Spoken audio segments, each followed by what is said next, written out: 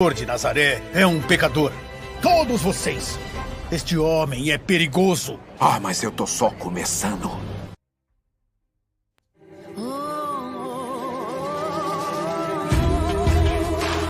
1260 dias de Jesus. Missão dos enviados emissários. Porque Paulo está dizendo o seguinte: se ele, quando o cordeiro desatou o guarda, aqui não tem arrebatado, aqui tem mártir.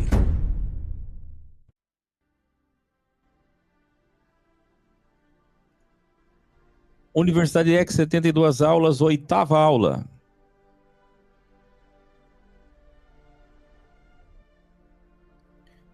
Luca, que significa o iluminado, Lucas original, capítulos 2 a 10.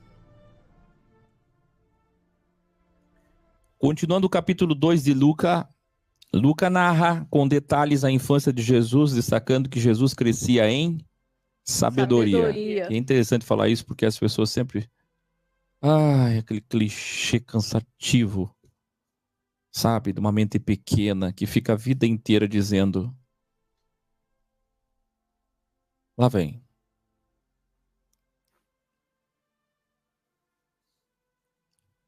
Graça, conhecimento. Graça, conhecimento. Cresceu na graça. Para com isso! Vai morrer assim!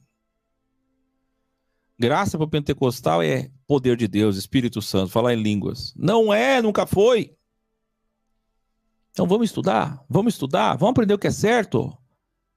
É uma tríade, graça, conhecimento e sabedoria. Ninguém lembra da sabedoria, né? Ninguém lembra que ele crescia em sabedoria.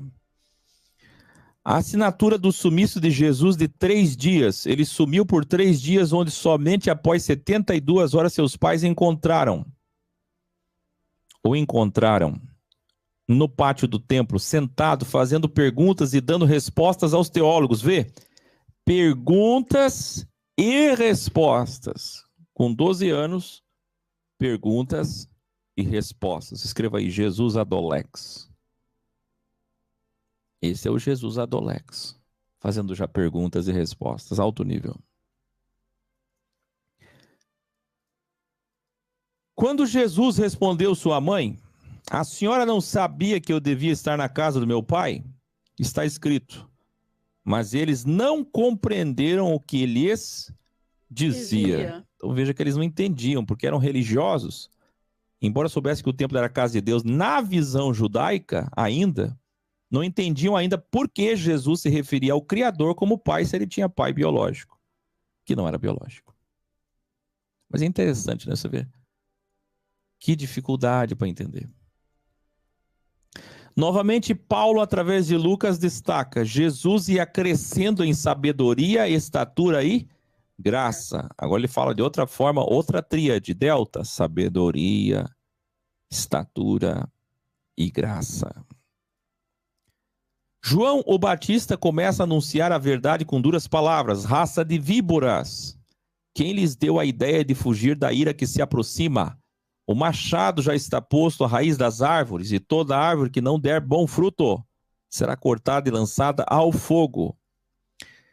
Esses 2 textos são os mais conhecidos, mas Lucas muito bem detalha os ensinos de João Batista, coisa que a gente não viu em Mateus e Marcos. Revelare. E quando o Senhor fez o mundo, a sabedoria não estava lá como mestre artesão?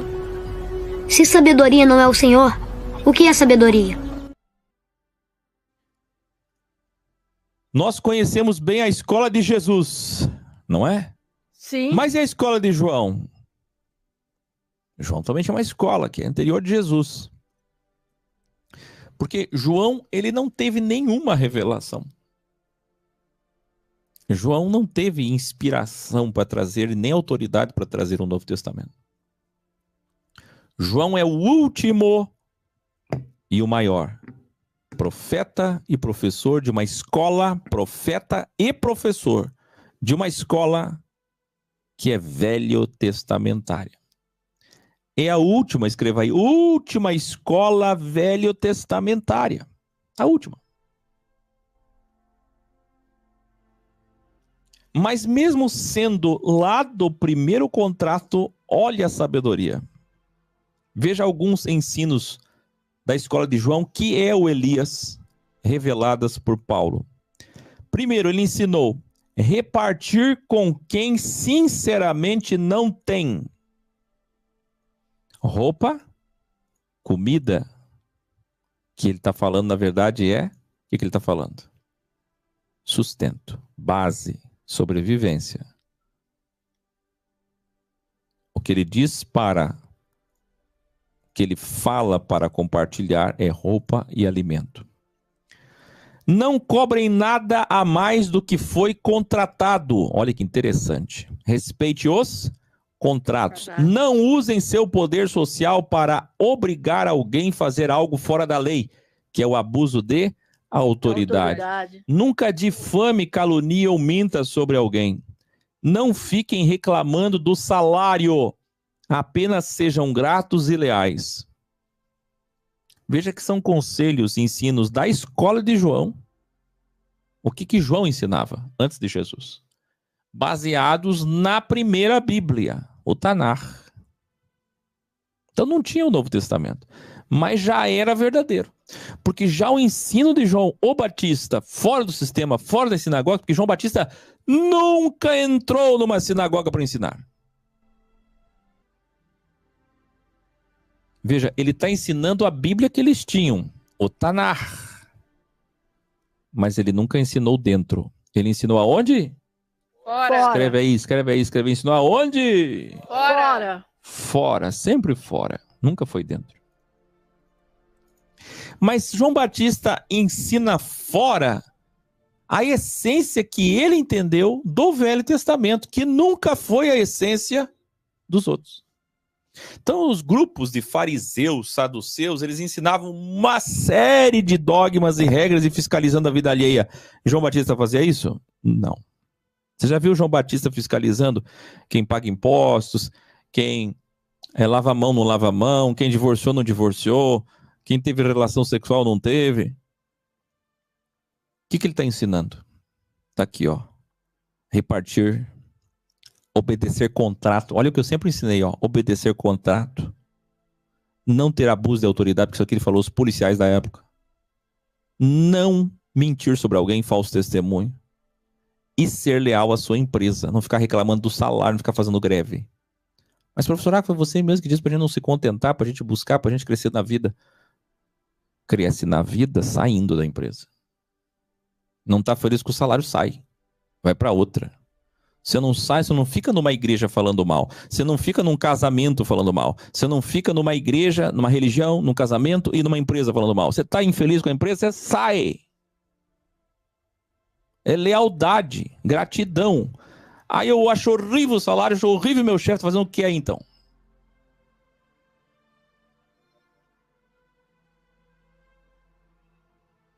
Então não fica reclamando. Isso aí quem ensinou foi João Batista, na justiça de Deus. Seja grato, se contente. Eram tão verdadeiros seus ensinos que o povo perguntava, será que ele é o Messias? Que povo complicado, né? Porque de João Batista eles diziam que ele era o Messias, e de Jesus eles diziam que era Elias. O povo cego, né? É, bastante. O Messias ele chama de preparador, e o preparador ele chama de Messias. Então ele respondia, eu apenas batizo ainda no velho contrato. Em breve se manifestará o que batizará invisivelmente sem água. O que é espírito? O que é espírito? E matéria. Tem gente que acha que espírito é... Não é, meu filho. Espírito significa não material. Não material. Não tem matéria, não tem água. Não precisa mais de água. Não tem mais água, não precisa de água. Entendeu? Então batizará invisivelmente sem água, que é o que significa com espírito, meu filho. Com fogo. Não, o que está escrito aqui é o que está escrito aqui, ó. Com espírito. Tem nada de invisível. Espírito. Ah, é? E cadê o fogo? É que o fogo é invisível. Ah, o fogo é invisível, mas a água tem que ser visível. Oh! Tá queimando aqui o Espírito de Deus, tem um fogo na minha consciência, no meu coração, um fogo na minha língua, tem fogo. Que fogo é esse? É invisível, você não entende. E a água, vocês também não entendem? Aí quando eu explico que a água é invisível, eles não entendem, mas o fogo eles entendem. Entendem o fogo, não entendem a água. Não dá. Não dá. Dá ou não dá? E sua missão é tão poderosa que a minha, que ele tem, e a sua missão é tão mais poderosa que a minha de João, que ele tem o poder de lançar a palha no fogo para sempre. E esse fogo aqui não é fogo da igreja pentecostal carismática, não. É o fogo do juízo que queima o joio para sempre. Passado algum tempo, Jesus vem e humildemente escolhe o quê? Cumprir a lei. Gente, tem um revelário aqui. Ah, essa justiça de Deus é tão linda. O melhor vinho que eu já provei em toda a minha vida.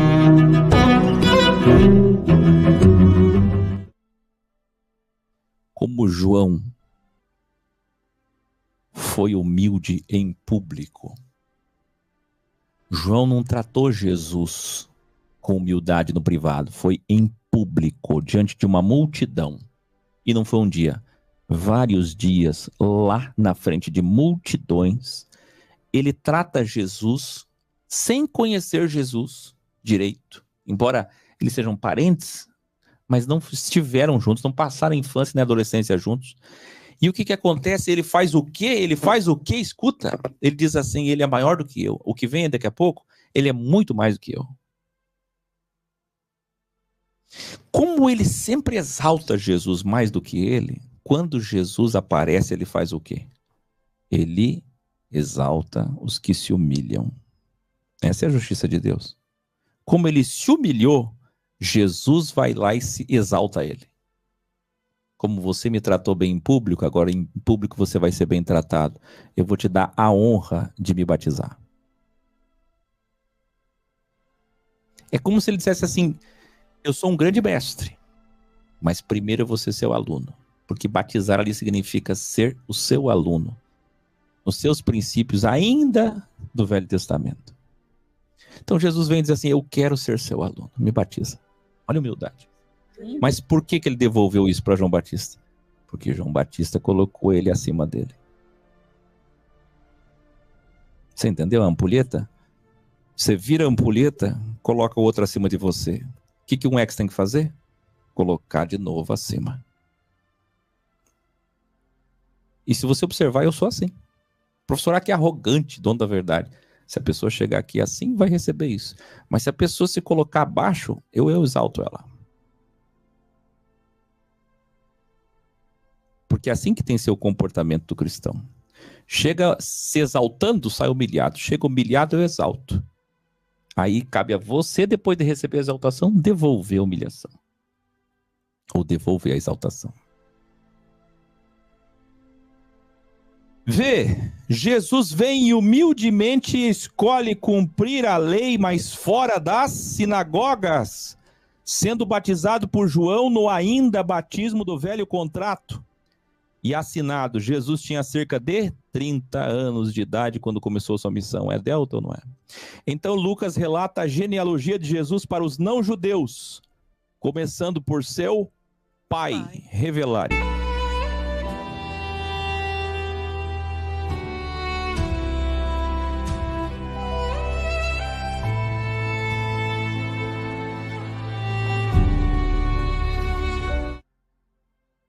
Quem tem saudade dessa música? Essa música foi lá dos primeiros graus, lembra? Olha que dualidade genealógica maravilhosa. Mateus, para os hebreus, uma ascendência genética através do pai. E a genealogia de Lucas, para os pagãos, uma ascendência genética através da mãe. É por isso que tem uma discussão. E daí eles olham lá e eles dizem Eli. Eles dizem José. Mas que José está falando? O José esposo de Maria ou o José pai de Maria? Então é muito lindo, porque um tratou de fazer, você vê a corroboração da coisa, né? Um vem e diz, vou escrever os hebreus, eu vou escrever os pagãos. Você vai escrever os hebreus, tem que começar por macho. A ascendência tem que ser de macho, senão o judeu não respeita. Mas quer ver os pagãos? A ascendência é de fêmea. Isso é interessante demais, né? Vamos fazer a ascendência do feminino. Tá vendo a tesoura? A Bíblia é pura tesoura. Os evangelhos são tesoura. Percebe? Sim. Genética tesoural. Veja como quem que os maçons aprenderam, né? Com Deus. O evangelho, ele é tesoura. Vamos para Lucas 4? Vamos. Assim como em Mateus 4, Lucas relata o crivo de Jesus no deserto. Preparação da sua missão, preparação para a sua missão, né? Enfrentando seu próprio ego, terceiro poder. Aqui vemos que Jesus, ele rejeitou ser um ministro evangélico, católico, seja lá o que for, religioso. Por quê? Por que Jesus rejeitou? Vamos ver. Primeiro, rejeitou usar a Bíblia para interferência mística ou sobrenatural, transformando pedras em pães.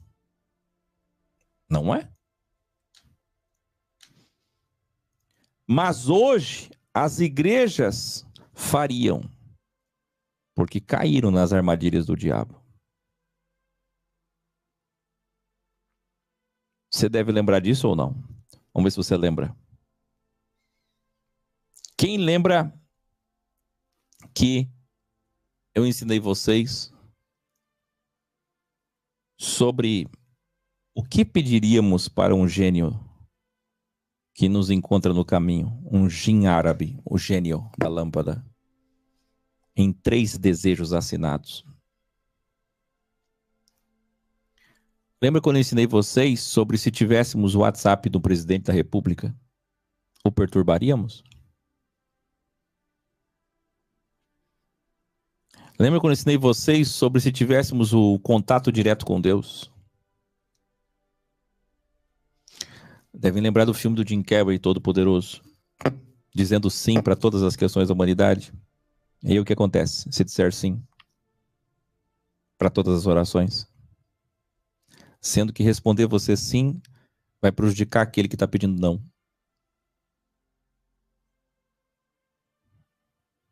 E o que está pedindo não é tão sincero quanto você que está pedindo sim.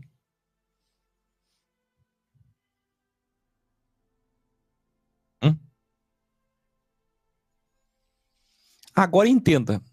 Jesus é ou não é Deus e homem? Sim. Responda alto. Sim. Horrível o jeito que vocês são. Eu tenho que trabalhar isso com vocês. Tomara que nessa universidade vocês aprendam a ser mais emotivos. Vocês estão muito racionais. A razão tá certa. Fica tranquilo, se emociona. Vai. Sim ou não? Sim. Deus e homem. Sim. Deus é homem, como o Altair fez ali, ó. Deus é homem e... Jesus é homem e... Deus. Jesus é homem e Deus. Me ajuda. A aula vai ficar gravada para sempre. Vocês realmente não conseguem enxergar as coisas? Vocês não conseguem enxergar as coisas? Vocês querem para sempre ficar com essa participação pequena? Para sempre? É sério? A participação de vocês vai ser vista por milhões de pessoas? É isso que vocês querem? Pensa, usa a cabeça. Vocês estão sentados aí para quê? Eu tô fazendo a minha parte aqui, ó. Ó. Vocês não. Então, assim,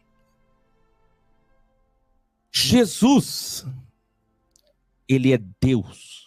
Ele tem poder divino. E ele usa o poder divino quando tentado por si mesmo. Não. Que ego diabo sobre ele? Que ego diabo é esse? O ego diabo natural de qualquer um que chegasse aqui como Deus. Só para você entender, vamos imaginar que você morreu e, como diz o filme Ônix e como diz a série Anjos da Morte, você divinizou, chegou na onisciência e aí Deus te deu a oportunidade de você reencarnar. Como Moisés e Elias, por exemplo. Você reencarnou, você volta. E agora você volta com poderes e visão de tudo. É verdade ou não é verdade que você seria tentado a usar isso? Sim. Imagina Com você, toda certeza. imagina você reencarnar aqui e ter que ter a humildade, e tem de ter a humildade de abdicar disso. Então é isso que significa o que está escrito, que ele despojou, que ele deixou de lado sua capacidade. De pai, ele se fez filho. Filho. Quer dizer, imagina uma pessoa que é pai e de repente começa a agir como filho. Em nome da igualdade. É isso que Deus fez. Deus não é filho. Não tem Deus pai e Deus filho. Deus é pai que se fez filho. Humildade. O nome disso é humilhação. Professor, A palavra humo significa carne. Rapidinho. quando Jesus ele vai dizer que a primeira coisa necessária para segui-lo é negar-se a si mesmo, foi exatamente o que ele fez como Deus. Ele negou a divindade dele para poder, né, mostrar o caminho de forma humana. Olha, rejeitou ser protegido por anjos ao poder cair do topo da casa de Deus. O diabo leva ele para cá. Que tipo de diabo é esse que tem poder de pegar o filho de Deus ou o próprio Deus e levar para cá e para lá? Que Jesus é esse fraco que o diabo leva para onde quer? Então o diabo imaginário do sistema errado não teria esse poder. Mas o diabo ego, que habita dentro de qualquer humano nascido, sim, ele tem esse poder, porque holograma você na imaginação. A tentação é a imaginação, e a imaginação é a ambição, e ele está lá na casa de Deus. Por que ele está no topo da casa de Deus? Porque é onde ele estava preparado para ser. Desde os 12 anos ele já não estava lá, não acabamos de narrar que Jesus estava lá sempre? Não ficou 3 dias discutindo com os teólogos? Então ele tinha essa imagem na cabeça dele, do pináculo. E ele está lá, e ele negou, rejeitou ser protegido por anjos. Não é? Sim. Mas hoje as igrejas pedem proteção o tempo todo para anjos e para santos. Porque caíram na armadilha do seu ego, o diabo. Não sei se vocês viram lá no Instagram a discussão que eu estou tendo com uma católica lá. Eu respondi ela já umas 10 vezes, ela mais umas 10 vezes, e me xinga. O católico, quando ele é devoto, ele é pior que o evangélico. Ele evoca coisas ruins. É impressionante. O deboche, o sarcasmo, a ira, o ódio, a ameaça. E eu tentando tratar com ela com cordialidade. E veja, por que eu estou dizendo isso? Porque lá eles fazem o quê? Aqui, ó. Pedem proteção o tempo todo para anjos e para santos, não é? E por que eles fazem isso? Porque eles caíram na armadilha. Eles não venceram o crivo. Quando você pertence a uma igreja que você pede proteção de Deus, interferência de Deus e transforma pedras em pães, é porque você não venceu o crivo. Por fim, foi levado ao monte, outro delta, além do pináculo, o topo da montanha mais alta, de onde de lá dava para ver toda a cidade ou todo o reino. Rejeitou também pertencer ao sistema político ou religioso inferior, usando o nome de Deus. Mas hoje as igrejas usam o nome de Deus para ganhar eleições e transformaram as igrejas em Estado, governo e poder. A igreja hoje é Estado do Vaticano. Em nome de feliz é a nação cujo Deus é o Senhor. Olha a armadilha. Então eu vou te mostrar um grande revelare para você entender o que é isso que Jesus está passando em Lucas 4, de outro olhar que ainda... Veja quantas vezes eu já ensinei essa passagem. Tem mais ainda para ver. O que é mais fácil dizer? Os seus pecados estão perdoados? Ou levante-se e ande? Vê.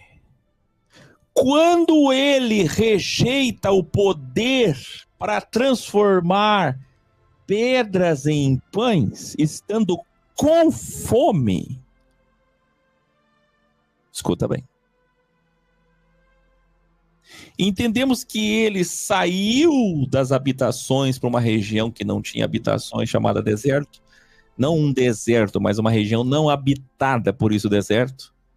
Para sofrer isolamento e escassez, levando a sua carne ao extremo, para que no extremo se manifestasse o ego. Porque quando a gente está em escassez ou abundância, se manifesta o ego. Quiser conhecer o seu diabo, é só você estar com muita fome, muita sede, muito sono, muita raiva, muito humilhado, muito alguma coisa. Conhece o seu diabo rapidinho. Tem gente que na escola de Jesus é uma maravilha no encontro. Começou a ficar com fome, com sede, com sono, se manifesta. Muda tudo. Aquela gratidão, aquele jeito afável, amável, acabou.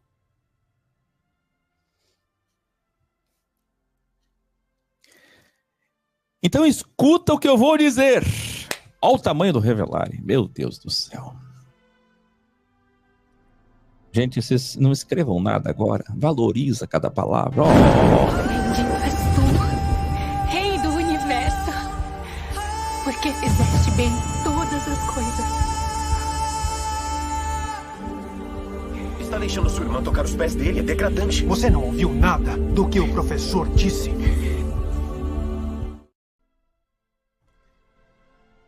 Quando ele... Gente, isso é tão incrível. Quando ele rejeita com fome transformar pedras em pães, ele está vencendo exatamente o que ele passou por 3 anos e meio.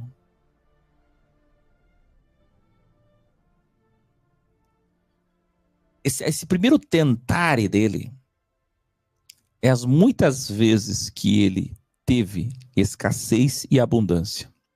Porque Jesus ele estava em um banquete com fartura e no outro dia sem nada para comer, em viagem. E no outro dia banquete e outro dia sem nada. Nesses picos de cristas e crises, ele seria tentado várias vezes a transformar a pedra.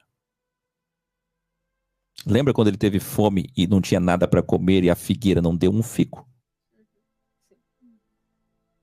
Sabe quantas vezes ele passou por isso? Lembra que quando ele multiplicou pães, estava todo mundo sem comer quase 3 dias?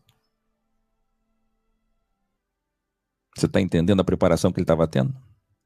Mas o pior é a agonia do Getsemane, quando ele diz, se possível for, afasta esse cálice, essa tortura, essa dor que eu vou passar.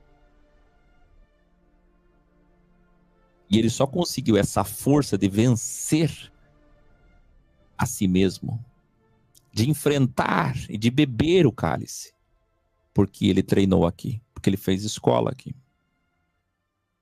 E quando ele rejeita a proteção dos anjos, de novo ele está no Getsemane, porque quando prendem ele injustamente, que amarram a mão, a primeira coisa que vem na cabeça é o ego. Deixa a polícia chegar amanhã na tua casa e te algemar, injustamente sem você dever nada, para ver se o ego não salta. A primeira coisa que veio nele foi o ego. A hora que prenderam a mão dele, veio o ego. Mas ele que já tinha treinado disse, Pedro, se eu quisesse, eu chamaria uma legião de anjos agora. Mas ele só teve a força de falar isso porque ele treinou aqui.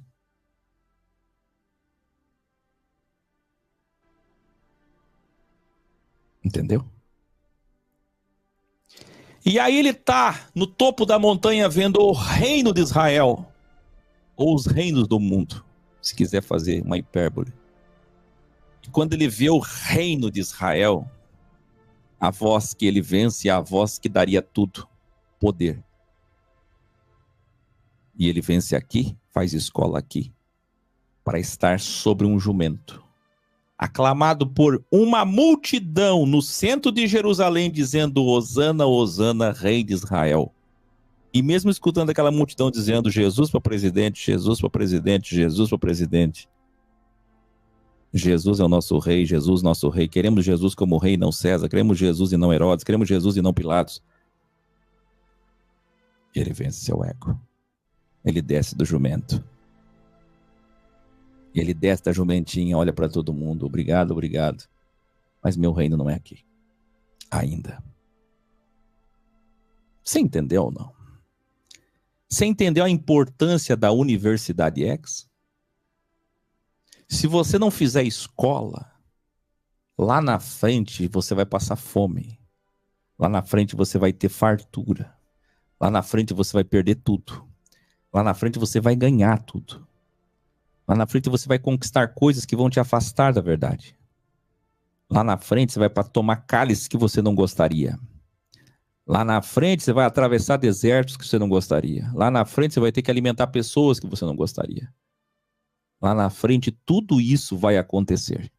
E você vai ter que ter força. Você vai ser condenado injustamente. Difamado. E o mais grave de tudo vem agora. Porque logo depois de sair desta região não habitada que chamamos deserto, Jesus, um jovem preparado que agora enfrentou os líderes religiosos dentro da sinagoga que o tiraram após ouvir seu ensino. Está escrito assim nos versículos 28 a 30. Escuta, todos os que estavam na sinagoga, veja que todos é uma hipérbole, né? Ficaram furiosos quando ouviram isso. Levantaram-se, expulsaram-no da cidade e levaram até o topo da colina sobre a qual fora construída a cidade, a fim de atirá-lo lá de cima para baixo. Mas Jesus passou por entre eles e retirou-se. Então, revelado está na Bíblia Original Códex. Fizemos revelar aqui da Bíblia Original Códex. E hoje estou trazendo a lembrança e ensinando aos novos que, na verdade, além de tudo isso que eu revelei profundamente, ele também estava se preparando para o pior, que são os diabos religiosos. Os diabos religiosos. Que exatamente no topo da montanha iam estar oferecendo a ele o mundo, se ele aceitasse. E se ele continuasse ensinando a verdade como ele ensinou na sinagoga, eles não iam usar a montanha para promover, mas para matá-lo. Então a primeira estratégia de Jesus, o Cristo, foi ensinar aonde? Onde? Dentro da sinagoga. Para que todos os judeus o conhecessem, mesmo que isso custasse grandes inimizades. Então Jesus não ia nas sinagogas porque era da igreja. Porque nem batizar ele se batizou na sinagoga. Ele ia nas sinagogas, Vastir Melo, bem-vindo. 30 dias de chance a si mesmo. Lucas narra que quando Pedro foi chamado pelo Senhor, ele estava desapontado porque pescando a noite toda não pegou peixes e tinha dívidas para pagar. Que outro revelare. Mas aqui está o que é maior do que o tempo. É Senhor, até mesmo no sábado.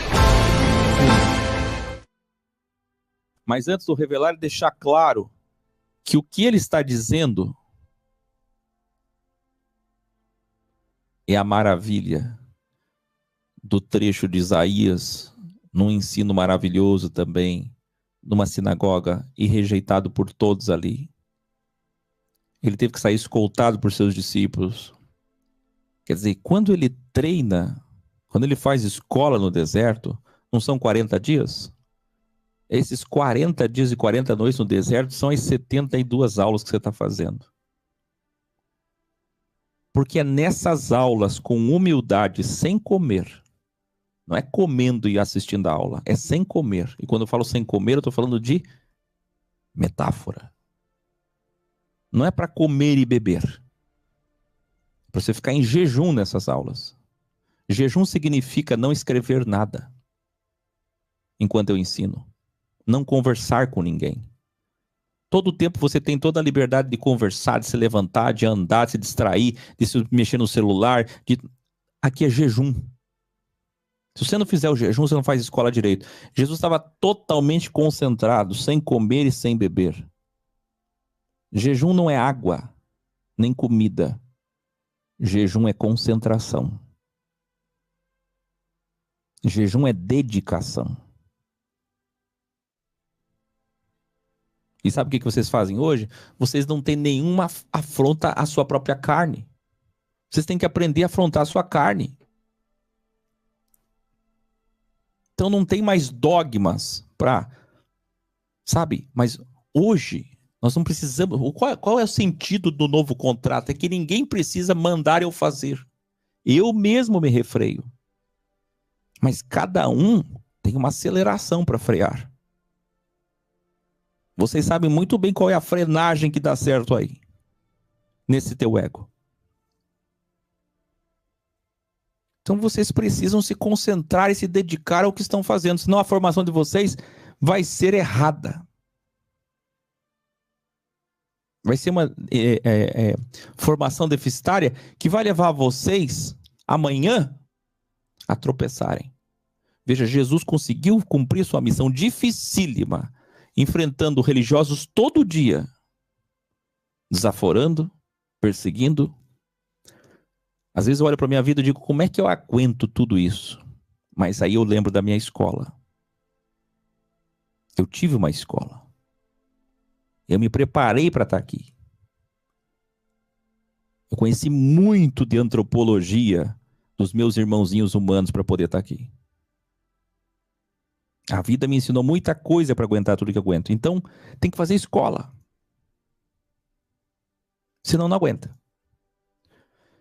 Revelare, Jesus não fez com que as redes enchessem apenas para que eles crescem e deixassem tudo para segui-lo, mas para deixar um saldo enormemente positivo para Pedro, como também Tiago e João, os filhos de Zebedeu, delta homens, Pedro, Tiago e João, sócios do ainda Simão. E é interessante que os 3 principais alunos, que serão os 3 principais professores, tinha uma sociedade que estava endividada, que não estava dando certo. Pescavam não é esse dia não, já fazia tempo, havia tempo que eles estavam pescando e não dava dinheiro. E quando arrebenta as redes, que tiveram que se ajudar, aproximando os barquinhos para trazer os grandes peixes, que Jesus falou, vai na parte mais funda, mas eu pesquei a noite inteira, vai na parte mais funda, acredita no que eu estou falando, acredita em mim. Então a série The Chosen mostra que eles foram lá e pagaram impostos, mas na verdade é mais profundo que isso. E eles estavam endividados. Como que Jesus faz, gente? Primeiro, Jesus chega na vida de Simão, e também Tiago e também João, fazendo o quê? Dando lucro. Todo mundo só prega e só enxerga o milagre dos peixes. Milagre dos peixes, multiplicação dos peixes. Aqui não é peixe não, isso aqui é dinheiro. Se eles iam deixar de pescar para segui-lo, o que ele fez? Ele injetou uma bomba de dinheiro. Porque tinha esposa para cuidar, filho para cuidar e sogra para cuidar, casa para cuidar. Eles tinham uma sociedade, uma empresa. Eles estavam se dedicando, eles tinham barcos. Tinham acabado de comprar, tinham que pagar o barco.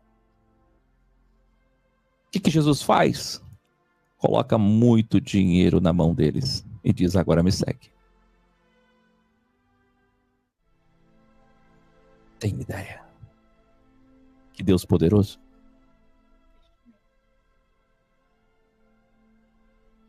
É lindo ou não é?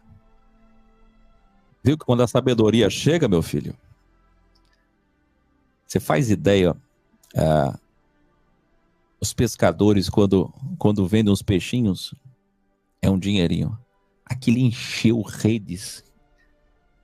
Redes não sabiam de onde tanto peixe, peixes enormes. Faz ideia? A série The Chosen mostra um pouquinho assim, fala que Quintus ficou surpreso de como que eles conseguiram dinheiro para saldar uma dívida. Mas era uma dívida de impostos pequena. Mas a verdade é que por que Jesus faz este milagre na vida deles? É para que os 3 que acreditassem nele. O Deus da coerência. Você tem 2 escolhas. Pensar pequeno ou pensar grande como Áquil. Pensa grande como eu, vai. Vamos lá? Vamos fazer um exército de sabedoria no mundo? O que é pensar grande? Todo milagre de Jesus tem um propósito, cidadão. Vocês não viram quando ele anda sobre as águas? Ai, que bonito. Esse é Deus, ele faz o que ele quer. Não, não é que ele faz o que ele quer. É porque eles não estavam acreditando nele depois que ele multiplicou pães e peixes. E o pão e peixe? Porque senão a multidão ia morrer. Tudo tem um porquê. Cada milagre tem uma história. Até a mulher do fluxo de sangue foi para quê? E o Jairo, a filha de Jairo, foi para quê? Tudo tem um porquê, eu ensinei vocês. Todo milagre de Jesus tem um porquê. Até o centurião. Porque ele era muito importante. E simplesmente ia defender Jesus nos momentos ideais de revolta romana. Porque foi com a ajuda desses personagens que Jesus foi conseguindo fazer o que tinha que fazer. Quando ele cura a filha de Jairo, ele cura para quê? Que ele traz ela à vida. Porque Jairo é o príncipe da sinagoga, meu filho. E aí Jairo vai ter um trabalho tão importante de defesa na vida de Jesus. Então aprendeu? Eu não sei. Eu estou olhando aqui, estou vendo talvez a Carmen está entendendo, o Eduardo está entendendo. Não, que Urântia nada, que Urântia. A Temar, Anne, já expliquei esse Urântia. Marcos, vamos entender, vamos valorizar. Quem é que está entendendo? Quero ver o rosto de vocês. Não. Isso não é um rosto que está entendendo. Um rosto que está entendendo devia estar derramado em lágrima. Sabe por quê? Nenhum de vocês está entendendo. Aqui eu estou olhando aqui, ó, tudo seco, igual coruja. Ó. Não estão entendendo. Você não sabe o que é fazer uma sociedade tudo errado e Jesus aparecer e tirar dinheiro de dentro d'água. E Jesus fez isso muitas vezes, tirar dinheiro de dentro d'água. Tirar dinheiro de dentro d'água. E aquela gordura financeira que ele deu na mão dos três deu a coragem de Zebedeu liberar os seus filhos. Porque aí Zebedeu olhou e falou, olha, foram lá, venderam os peixes, pegou um bom dinheiro, pagou todas as dívidas e falou, deixa que eu continuo aqui. Seguindo com o negócio dos barcos, vocês podem seguir ele, porque realmente ele é incrível. Mas Simão, quando viu tudo aquilo de dinheiro, porque para um pescador peixe é? Para você é só peixe, para ele é dinheiro, meu filho. Simão estava assustado. A Bíblia diz que ele estava com medo. Sabe o que Jesus falou para ele? Primeira coisa, não tenha medo. Faz ideia o medo que deu? Que homem é esse? Pesquei a noite inteira. O quanto que eu domino as águas, os mares, a pescaria, a vida inteira. E aqui, ó, não tenha medo. De agora em diante você será pescador de homens. É lindo demais. É lindo demais. Acalma o coração. Isso, Maria. Olha aí que bonito. Maria não, Aparecida. Essa entendeu. É mais do que imaginávamos. Isso. Vários enfermos são curados. Entre os mais conhecidos destacam o paralítico que desceu o telhado de um leproso. De novo, né? Na versão de Lucas. O qual Jesus pediu para que ao invés de segui-lo fosse ao templo cumprir a Bíblia. Por que Jesus fez isso? Revelarei. Não foi o meu manto que curou você. A sua fé curou você.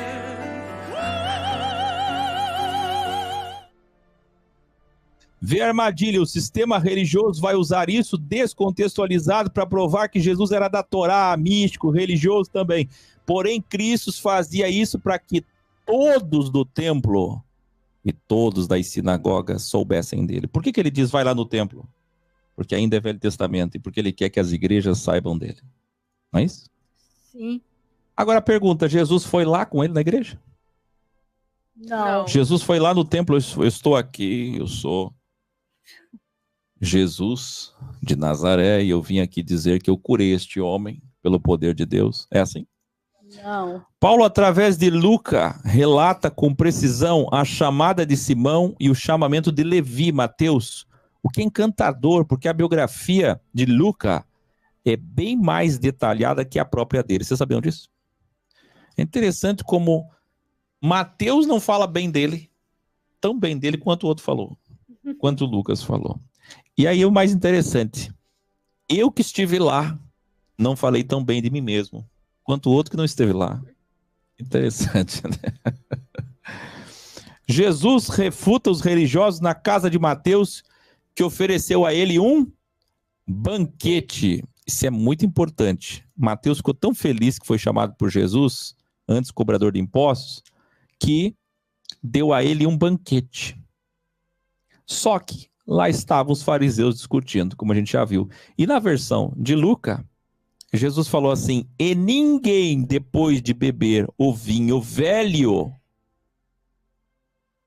prefere o novo.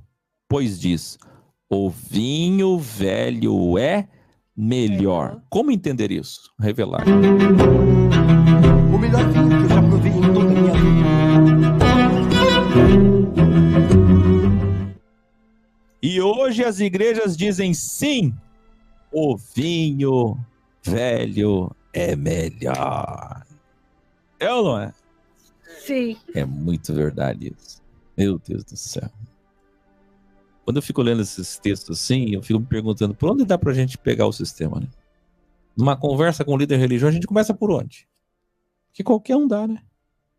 Qualquer capítulo, né? Qualquer história, qualquer passagem de Jesus tem surra. Então não tem? Tem. Tem Pedro pedrada e tem Paulo paulada.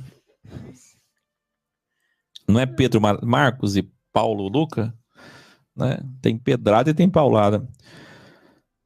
O vinho mais velho é mais valorizado porque tem sabor melhor do que o novo, que ainda precisa amadurecer. O vinho velho não é melhor? Não é mais caro? Mais caro.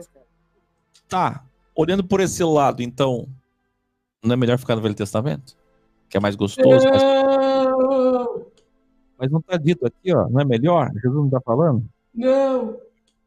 Então vamos entender o texto. O costume do antigo impede considerar a qualidade do novo. Por isso os judeus rejeitaram o novo. Você acha que os judeus rejeitaram o novo porque estavam acostumados com o velho vinho, que é mais caro? E não é mais caro? E o novo estava confrontando. Quem é o Áquio para ter só essa nave-mãe, só isso daqui? Ó, é muito lindo isso aí tudo, mas o que é isso perto do tamanho da minha igreja universal? Que tem TV, que tem jornal, que tem mais filiais que McDonald's. A minha igreja é católica, que é um estado, que é simplesmente a instituição mais rica da terra, sócia até da Ferrari, da Fiat, do Santander, do Bradesco.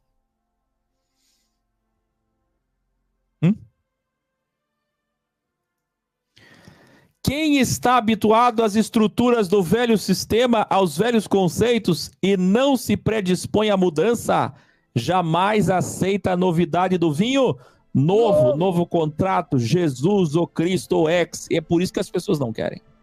Porque é novo.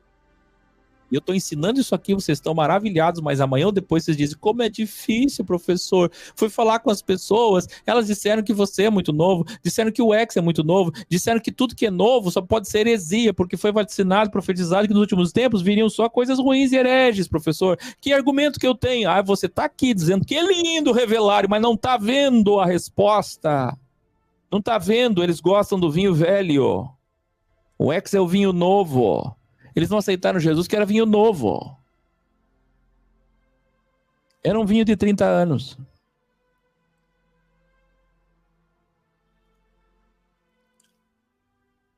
Então, velhos estigmas, velhos dogmas, velhos costumes, consciência enrijecida.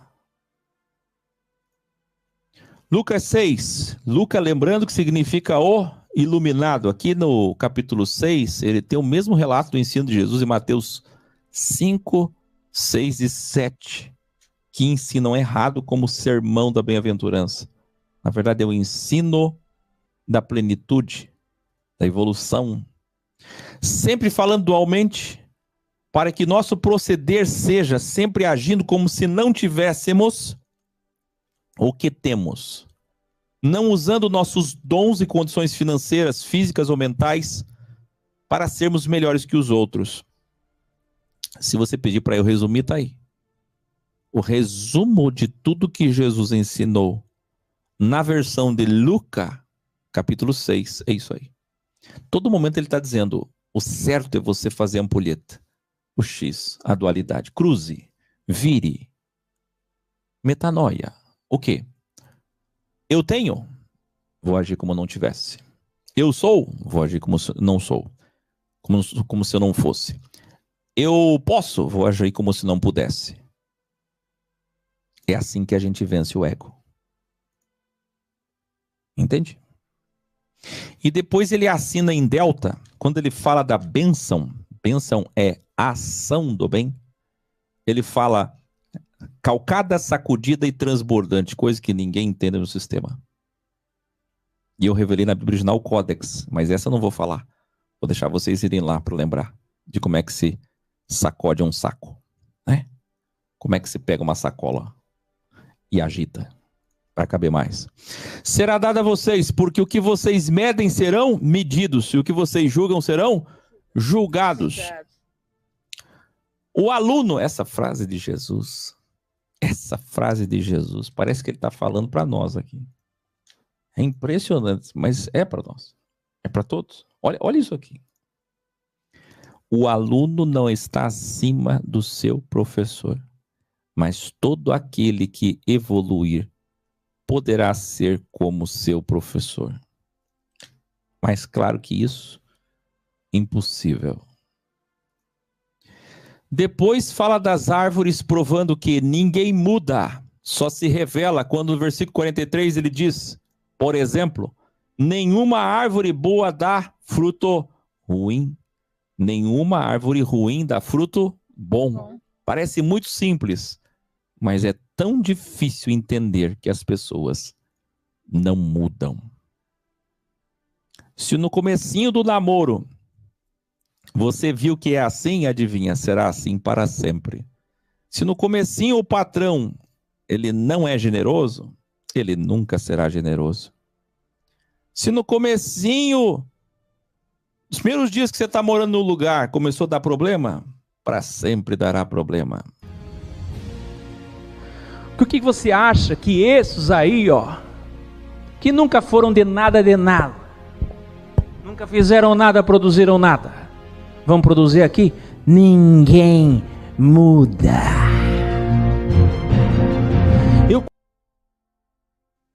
Então ele compara aqueles que vivem cantando e louvando nas igrejas com uma casa edificada na areia, que só adoram de lábios. O que isso tem a ver com a areia?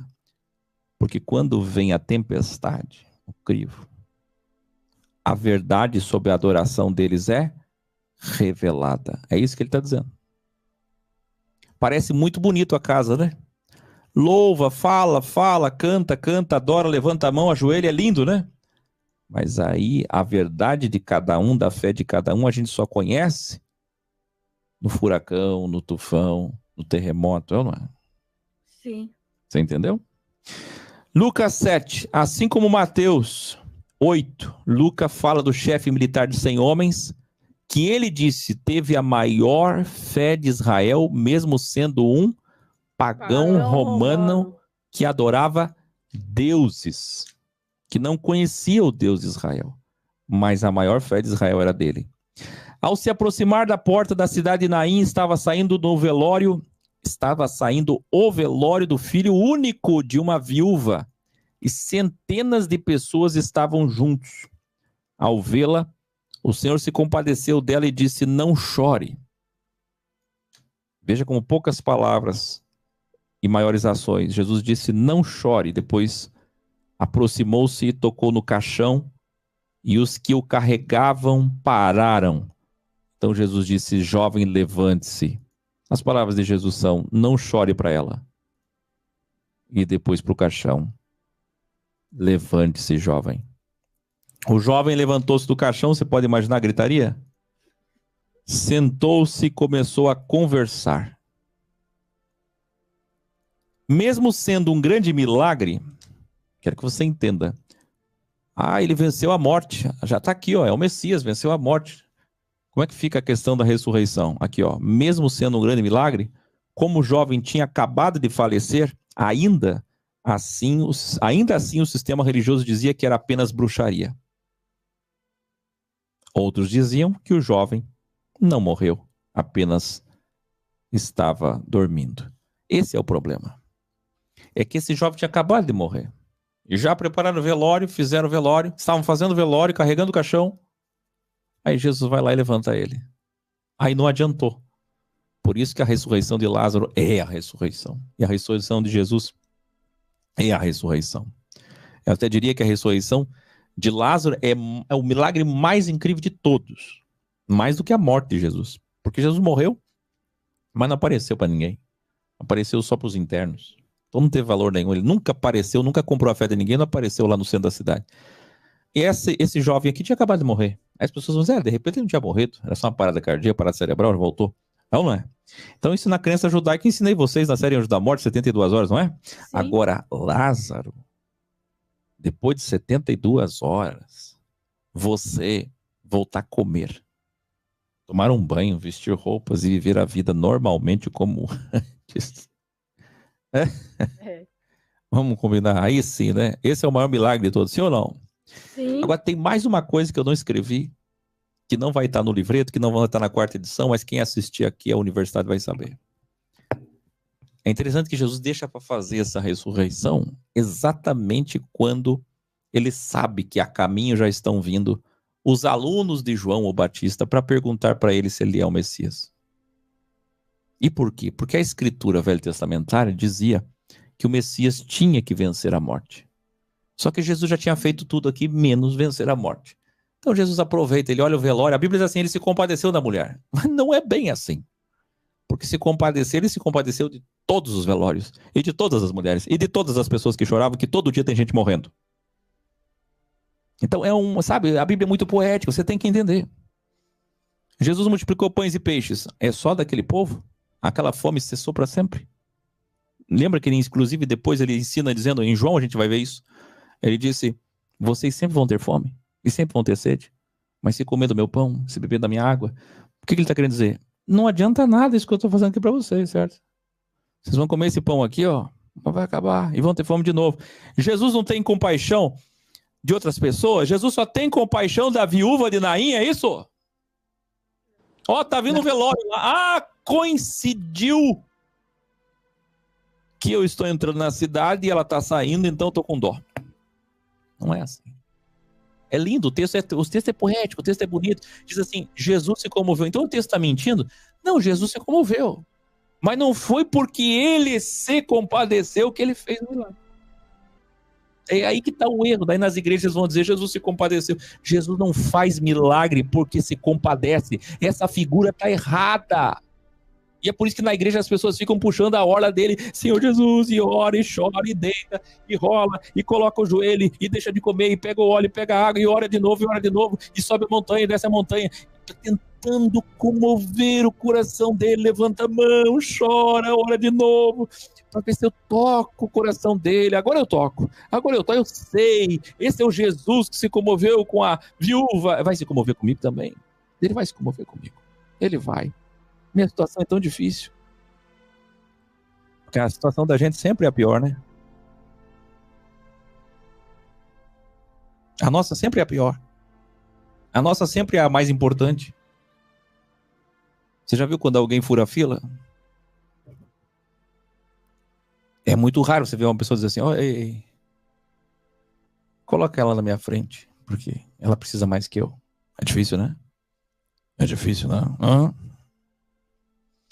O que eu estou querendo dizer, que eu não sei se você está entendendo, é que Jesus não curou, não trouxe a vida, não ressuscitou porque ele se compadeceu.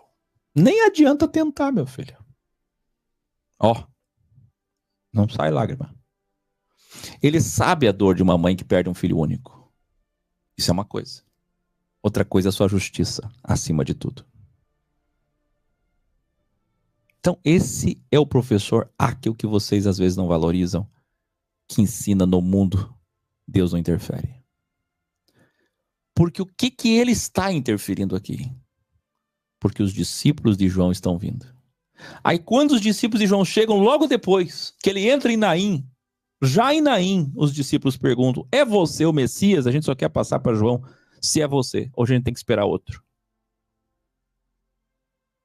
Aí ele disse, eu acabei de trazer à vida um menino morto. Está entendendo o peso? Ele disse, os cegos vêm, os surdos ouvem, os coxos andam e os mortos ressuscitam. Porque se não tivesse esse último, não tinha valor. Você está entendendo? Aí ia chegar para João lá e ia dizer, olha, ele cura. Mas e a profecia? Você lembra que João era um mestre de uma escola muito velho testamentária. Ele conhecia bem as passagens de Isaías, de Amós. Está entendendo ou não? Então, lendo as passagens velho-testamentárias, ele lia aqui assim, ele dizia, olha aqui, Jeremias, olha Isaías, está faltando a ressurreição. Eu não sei, não. Será que esse meu parente realmente é o Messias? Aí Jesus disse, eu acabei de trazer da morte um jovem. Você entendeu? Então não é compadecimento porque aquela senhora viúva era melhor que as outras. É isso? Orava mais. Porque ela orava mais. Né? Então essas coisas são muito importantes de entender. Depois, citando a passagem do nardo puro derramado pela mulher em outra ordem cronológica, é interessante que Lucas coloca outra ordem nisso. Paulo, através de Lucas, revela algumas coisas sobre esse dia do nardo puro. Jesus estava na casa de um fariseu bíblia que o convidou para um banquete. 2. A mulher derrama o perfume caríssimo na sua cabeça, chora nos seus pés, enxuga seus pés com seus cabelos. Até aqui tudo bem, né? Aí o fariseu legalista, inclusive baseando-se mais em Lucas, a série The Chosen mostrou essa cena. Como vou acreditar em ti se aceitas uma mulher e ainda pecadora tocar em ti? Aí Jesus responde, ouça, você não me saudou com um beijo, mas essa mulher desde que entrei aqui, não parou de beijar meus pés. 2, você não ungiu a minha cabeça com óleo, mas ela derramou perfume nos meus pés. É interessante, mas o perfume foi na cabeça quando Jesus reclinou. Isso os dois dizem, mas aqui diz perfume nos pés também. Relato pequeno, não importa. Agora o que importa é que lá diz que Judas enfrentou Jesus. Mas esse caso aqui não foi cronologicamente no início, foi no final da vida de Jesus. E Lucas coloca esse caso muito cedo. Errado a cronologia. Que muito provavelmente não foi Paulo, porque Paulo era detalhista. Então o que deve ter acontecido? O fragmento encontrado separado e na hora da compilação dos fragmentos colocaram em ordem desordenada, desorganizaram a cronologia. Mas o que é interessante é que lá nos outros evangelhos, Mateus e Marcos, realmente fala no plural. Não fala só que Judas enfrentou Jesus por causa da mulher pecadora. Fala que eles. Eles quem? Judas e quem? Agora Lucas deixa claro, um fariseu. Então tinha fariseu ou fariseus junto com Judas. E a série The Chosen faz isso. Ela faz um trabalho histórico muito bom. E o diretor Dallas, ele faz o quê? Ele pega o fariseu, coloca junto com Judas, só que não mostra Judas enfrentando Jesus como a Bíblia original Codex mostra. Infelizmente. Mas é assim que funciona. Uns enxergam aqui, outros enxergam ali. E se a Bíblia original Codex tivesse sido inspiração do Dallas, teria sido perfeito. Quem fica mais feliz? Quem é perdoado da dívida de 500 ou da dívida de 50? Olha que coisa linda, gente. Meu Deus. Que algumas metáforas de Jesus assim, a gente fica tateando e tentando entender. Se você não for na enciclopédia, não for na cultura, ou não for na Bíblia original Codex, hoje tem a Bíblia original Codex para vocês. Se você não for aqui, ó, você não consegue entender o valor da metáfora. Porque ele conta umas histórias e parecem só historinhas soltas. Mas toda historinha, assim como todo milagre, tem um contexto. É só a história da sementinha. É só a história da árvorezinha, é só a história da ovelhinha, ou não é? Aí você diz, é só uma história, mas tem um contexto de alguma coisa que exatamente naquele meio fecha como uma luva. Olha que luva. Simão respondeu, aquele que tinha a dívida maior de 500. Quem é que está respondendo? Simão. Jesus falou para ele, acertou, Simão. Veja o que é um líder, né? Tem tanto aluno ali, quem é que participa e acerta? Quem é que participa e acerta? Simão. Simão. Ele disse, acertou, Simão. Falasses bem, julgasses bem. Quem é que fica mais feliz? O que tem a dívida de 500 ou a dívida de 50 perdoada? Coloca aquele revelar 500. Nardo. Tá deixando sua irmã tocar os pés dele, é degradante. Você não ouviu nada do que o professor disse. Portanto, eu lhes digo, os muitos pecados dela foram perdoados, porque ela provou seu grande amor pela verdade.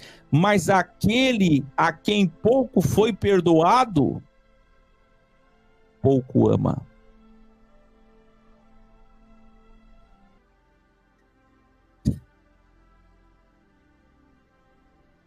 Gente, esses dias eu investiguei algumas pessoas sem dizer a elas que eu estava investigando. Eu amo investigar. E eu queria saber por que algumas pessoas são tão devotas sobre tudo que ensino no X, diferente da maioria das outras pessoas. E sabe o que eu descobri? Por que tem pessoas tão devotas no X, diferente da maioria? Porque a dívida era maior. Eram pessoas que estavam para morrer, algumas doentes, outras endividadas, outras em depressão, algumas, eu diria até muitas, pensando em tirar suas próprias vidas. Mas quando encontraram Jesus, o Cristo, hoje amam muito, derramam seu perfume caro, suas lágrimas de seus cabelos enxugam todos os dias, porque não sabem, porque sabem de onde vieram.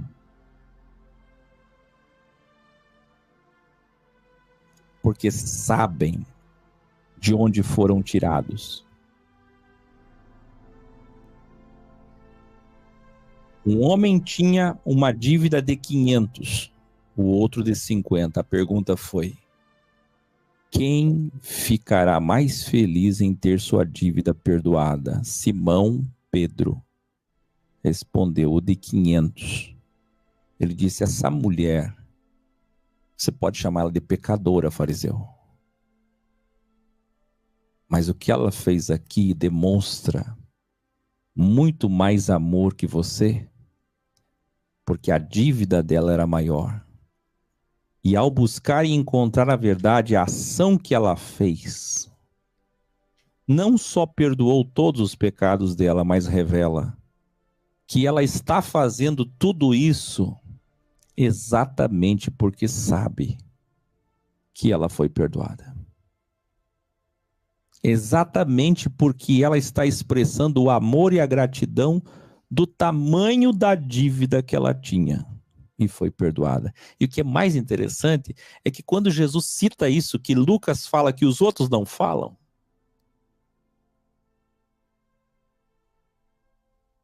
a gente tem que lembrar que o nardo valia 1 ano de salário. E vamos imaginar que valia exatamente 500 denários. E Jesus cita a metáfora exatamente dizendo o seguinte: o preço do perfume era o preço dos pecados dela que você julga. E o perfume pagou toda a dívida. O que ela gastou do perfume ela pagou os seus pecados. Cada beijo, cada lágrima, e cada centavo, cada denário que ela gastou, expressando o amor dela por mim, expressando a oportunidade de ter os seus erros apagados. E eu termino a aula 8 perguntando: você ama pouco ou muito? A sua dívida era de 50 ou de 500? Preste bem atenção nas palavras que eu falei no final, porque no final eu disse que fiz uma investigação e eu cheguei à conclusão de que é a mesma história.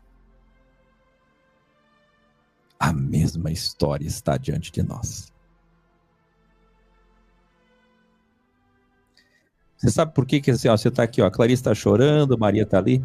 Você sabe por que Lene está aqui? Sabe por que Lene deixou tudo em Curitiba para morar aqui? Clarice deixou tudo em Brasília para morar aqui? A Clarice estava simplesmente na vida dela, nas coisas dela. O dia que ela ouviu eu aqui nesse dia, ó. E vem aí o gospelão! Nesse dia, abandonou tudo e seguiu a verdade. E não bastando só isso, ela ainda deixou tudo para morar aqui. E não é morar aqui na nave-mãe, é morar na frente da nave-mãe, com a vida dela, com o filho dela, com as coisas dela, o salário dela, e servindo, tendo o prazer da verdade todo dia, estando aqui com a gente. Todo dia. Se você não entendeu ainda, se pergunte por que essas pessoas fizeram isso. Por que a Elair fez isso? Por que essas pessoas fazem isso? Por que o Winston está aqui todo dia? De graça, sem salário? A resposta só pode ser uma. Porque a dívida era de 500 denários e foi perdoada. Você entende? É lindo demais. Por isso que você não vai mudar as pessoas. Por isso que você não vai adiantar você dizer: vem, vamos junto, vamos mais, vem na escola, vem no encontro, vamos fazer, entra ao vivo, perde a vergonha, perde a timidez, ei, ajuda, ei, doa, ei, ampara, ei, começa a escola, ei, faz o trabalho, ei, produza. Não vai adiantar.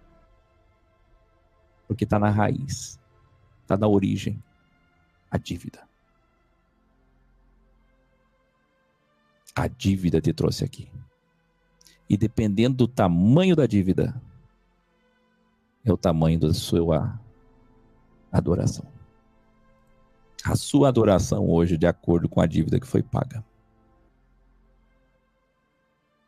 Por isso que toda vez que eu vejo alguém muito dedicado, eu já sei. Teve uma grande dívida paga.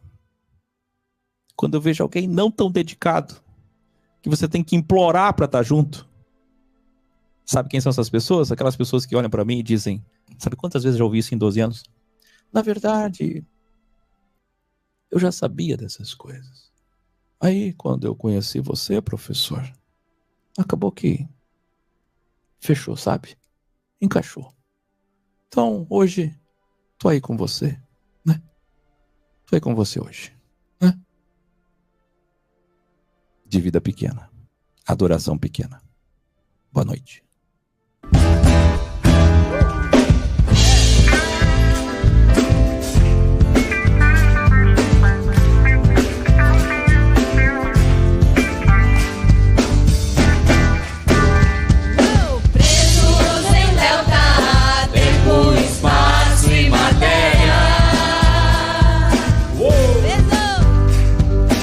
Presos em um delta, tempo, espaço e matéria.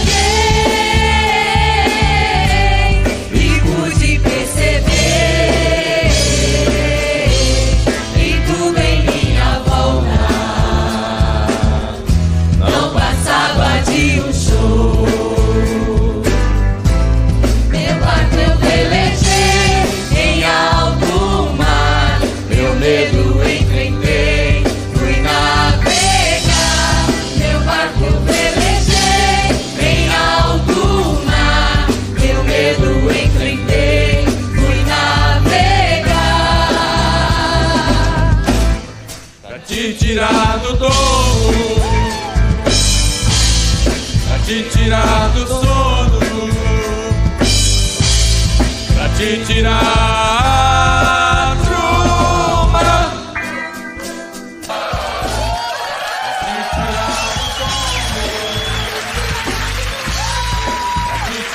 do sono, pra te tirar